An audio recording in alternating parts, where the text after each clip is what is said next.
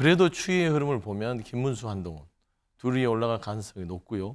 저는 이제 다만 한동훈, 홍준표를 얘기했던 것은 네. 이게 여론조사와 다르게 국민의힘의 넓은 당원층이 과연 전략적 선택을 하지 않겠냐라는 차원에서의 제가 한동훈, 홍준표지만 네. 뭐 두 번째 또 예측을 하자면 수치상으로는 김문수, 한동훈이 올라갈 가능성이 높다.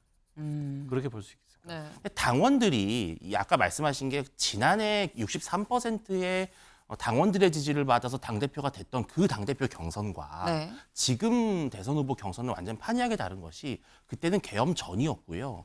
한동훈 후보에 대해서 그래도 미워도 다시 한 번이라고 하는 그 여론이 상당히 강하게 작동을 했었어요. 그래도 똑똑하고 젊고 참신한 한동훈 대표가 당을 이끌면 그래도 국민의힘이 총선 패배를 한번 극복할 수 있지 않을까라는 한 번에 더 기회를 준 것이거든요.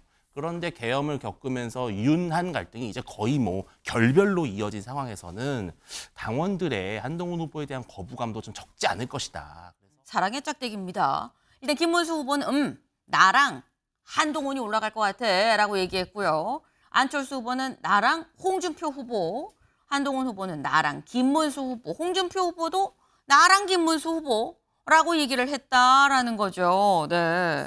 근데 이게 지금 서영주 대변인님. 일단 이 짝대기로 봤을 때는 인기쟁이는 김문수 후보예요. 네. 오늘 결선행 2명. 누가 올라갈 거라고 보십니까? 안철수 후보는 안 올라갈 것 같아요. 짝대기를 보니까 아무도 네. 없네요. 그래서 외로운 안철수 후보를 또 응원을 해야 될 또 마음을 갖고 되네요.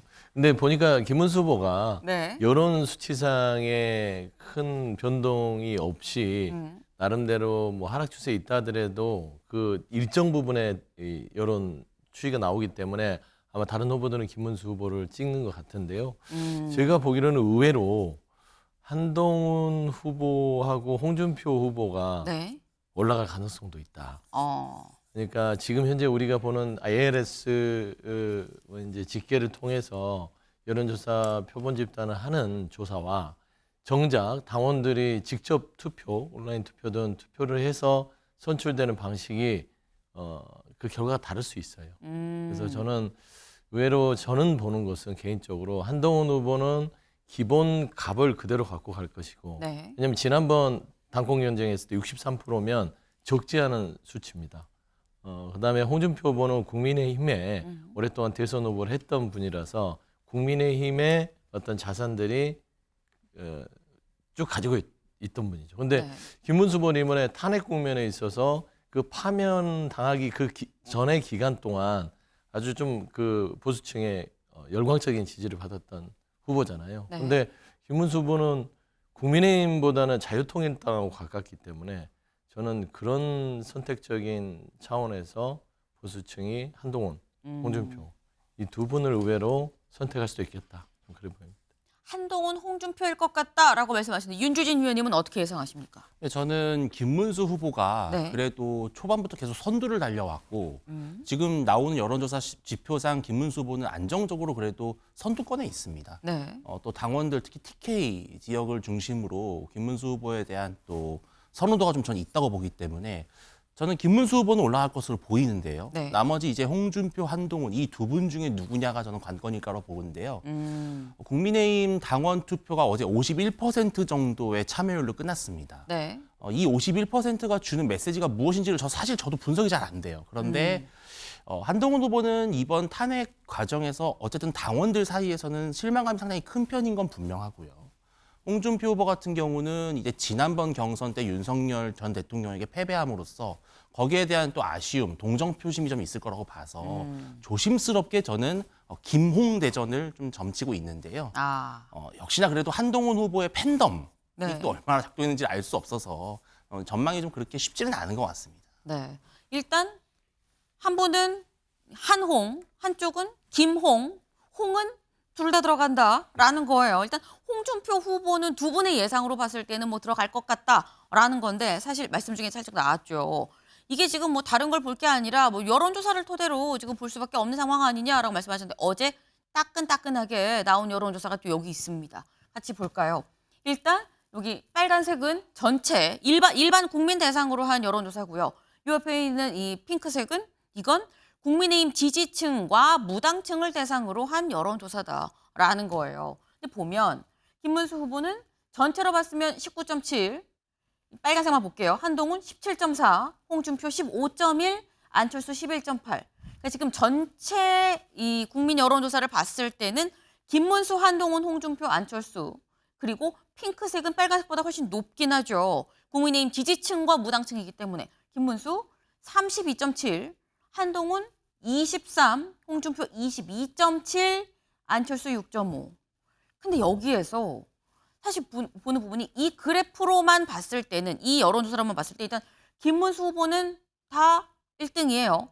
그럼 여기는 일단 제낀다고 치고 근데 여기가 좀 애매하다. 왜냐하면 서영주 대변인님 지금 보면 다 17.4, 15.1 오차범위죠. 23, 22.7 오차범위예요. 요 중간 어디쯤 해갖고 당심 50, 민심 50이니까 어디쯤이 나온다고 치면 아까 홍이랑 한이 둘이 올라갈 것 같다고 말씀하셨는데 둘 중에 하나만 될 수 있는 상황 아닙니까? 그렇죠. 뭐 수치상으로 보면 한동훈 후보가 될 가능성이 높죠. 김문수 후보는 이 수치상으로는 이미 올라가 있는 것이고 그러면 이제 김문수 후보, 한동훈 후보 이렇게 수치상은 뭐 그렇게 보입니다. 네. 근데 이제 제가 이 ARS 100%라는 것은 전화 면접 조사가 아니기 때문에 네. ARS는 적극 지지층, 강성 지지층, 정치 고관여층이 전화가 오면 다 차버리면 끝납니다. 네. 그렇기 때문에 이게 조금은 과표집 아니면은 또 어떤 하우스 이펙트 같은 효과들을 가지고 조사가 이루어질 수 있어요. 뭐 미국 같은 경우는 ARS 조사를 거의 안 쓰는 경우가 있지요. 근데 이제 그래도 추이의 흐름을 보면 김문수, 한동훈 둘이 올라갈 가능성이 높고요. 저는 이제 다만 한동훈, 홍준표를 얘기했던 것은 네. 이게 여론조사와 다르게 국민의힘의 넓은 당원층이 과연 전략적 선택을 하지 않겠냐라는 차원에서의 제가 한동훈, 홍준표지만 네. 뭐 두 번째 또 예측을 하자면 수치상으로는 김문수, 한동훈이 올라갈 가능성이 높다. 그렇게 볼 수 있을 것 같습니다. 김문수. 홍준표 후보가 최근에 네. 보면은 그 토론회에서 네. 조금은 자충수를 둔 부분들이 꽤 보였기 때문에 한동훈, 김문수로 좁혀질 가능성도 있다고 봅니다. 네. 처음에 한동훈, 홍준표였었지만 지금 일단 홍준표 후보보다는 한동훈 후보가 올라갈 가능성이 좀 더 높을 것 같다. 둘 중에 하나라고 수치상으로는 한다면. 그렇습니다. 네. 윤주진 위원님. 예. 지금 수치상으로 봤을 때는 홍준표 후보보다 한동훈 후보가 올라갈 것 같다라고 했는데 사실 엄밀히 얘기를 하면 다 오차범위긴 하거든요. 맞습니다. 네.